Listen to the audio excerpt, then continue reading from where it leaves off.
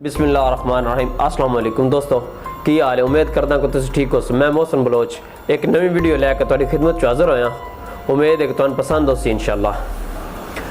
मकसद है कि यारां दोस्तां वास्ते है, यार बेली भरा जेडे वेले उन्हां वास्ते वीडियो है। बस सूरज ते तकरीबन सुबह दे हर बंदे वास्ते बराबर ही चढ़दा है, हर बंदे वास्ते बराबर ही चढ़दा है। हूँ अगों साडा फैसला होंदा है, अपनी सोच होंदी बा हुण धुप्पे खलो के दिहाड़ कढ़नी या छावें खलो के दिहाड़ कढ़नी है।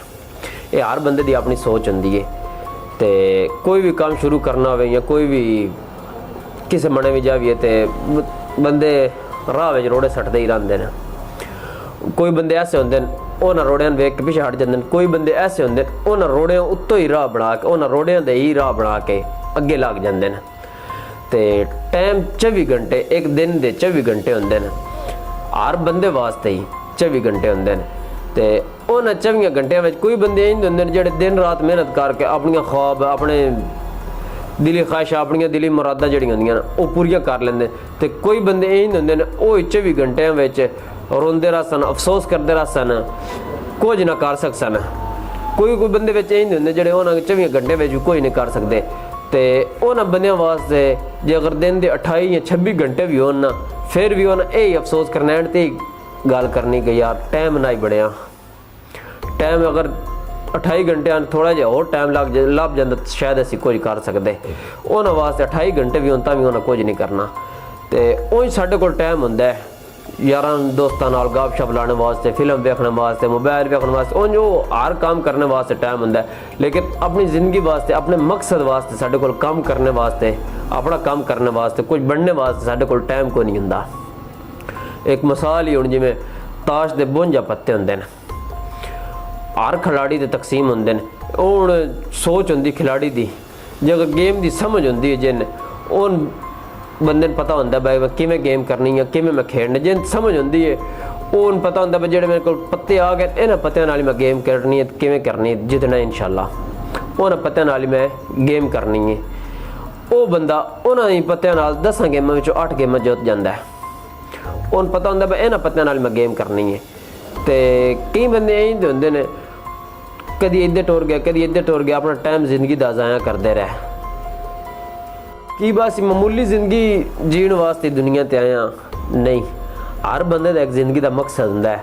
हर बंदे ते हुण मैं या मेरे ते ढेर बंदे नूं बेदा ने, अपने घर वालियां ना, अपने यारां दोस्तां, हर बंदे मसले बंदे ते उम्मीद हुंदी भाई यार ये बंदा कुछ करसी, कुछ बदसी। ये नहीं करना चाहिए, इंज नहीं जिंदगी जी। कई बंदे इंज होंदे ने जिंदगी अपने मकसद हल करने वास्ते जींदे ने, जिवें जिंदगी उन्हें जीने का हक होंदा वो इंज जींदे। कई बंदे इंज होंदे जिंदगी दुनिया के धक्के नाल जिंदगी जींदे। किवें जींदे ने? हुण दुनिया का धक्का जिदे लगा उधर टुर पिया, उन्हां दी कोई सोच नहीं हुंदी, कोई उन्हां दी मंजिल नहीं हुंदी। जिदे ते धक्का लगा या जिवें जिंदगी आई इंज जींदा रहा, कोई एक मकसद नहीं या कोई एक जिंदगी का मकाम नहीं, मंजिल नहीं भाई यार असां कित्थों तक पहुँचना। कोई बंदे इंज दे विच हुंदे, उन्हां बंदियां वास्ते अर्ज़ है बा इंज नहीं जिंदगी जीनी चाहिए। जिंदगी हल करो, जिंदगी का मसले हल करो, जिंदगी कोशिश करो। कोशिश नहीं करनी कोई भी मसला साडा हल नहीं हो सकता। दोस्तों सन ये नहीं आखना चाहिए भाई यार हुणे कोई वक्त चंगा होंदा तो असीं गल करने या टाइम कड्ढने या टाइम बनाने कोई अपनी जिंदगी की शुरुआत करने। हर वक्त ही चंगा होंदा है। कोई भी अच्छे काम की शुरुआत करने वास्ते कोई भी टाइम बुरा नहीं होंदा। अपना टाइम ना ज़ाया करो। अच्छा कल करने, अच्छा कल दी टाइम दिन अच्छा आवेदा उस टाइम करांदे। कोई भी दिन या टाइम या वक्त माड़ा नहीं होंदा।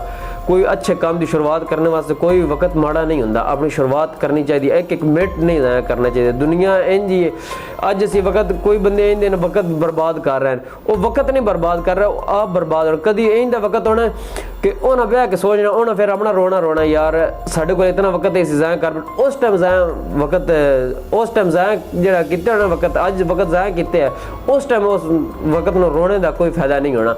अज असी अपना वक्त ठीक कर लवेंगे, अपना टाइम ठीक कर लवेंगे, किसी मकसद में किसी मंजिल में एक वेख के उधर टुर पवेंगे तो इंशाअल्लाह साडा मकसद हल हो जाएगा। तो दूसरी एक गल, कोई भी काम करना या कोई भी साडा एक कोशिश करने वास्ते कोशिश करनी तो ही कोई मकसद साडा हल होना है। ये सच है कि एक मिनट च बंदा जिंदगी नहीं बदल सकता, लेकिन एक मिनट का फैसला किया कि शायद थोड़ी जिंदगी बदल देवे। जेकर तुहानू अपनी जिंदगी प्यारी है वक्त की कदर करो, जेकर वक्त खत्म हो गया तो जिंदगी भी खत्म हो जानी है। तुहाडा अपना मोहसिन बलोच इंशाअल्लाह फिर हाजिर होवांगे एक नवी वीडियो लैके। दुआवां याद रखें। अल्लाह हाफिज़।